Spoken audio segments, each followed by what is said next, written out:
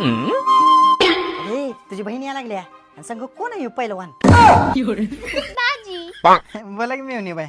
आणि हे कोण?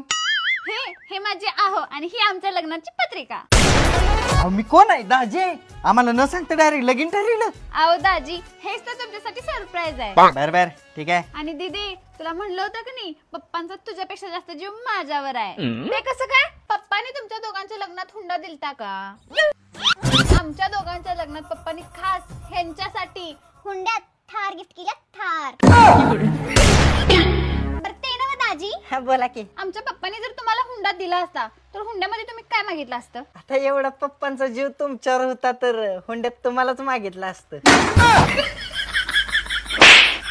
अगं बरोबरच आहे की तिच्या नादानं मला थार तर भेटली असती.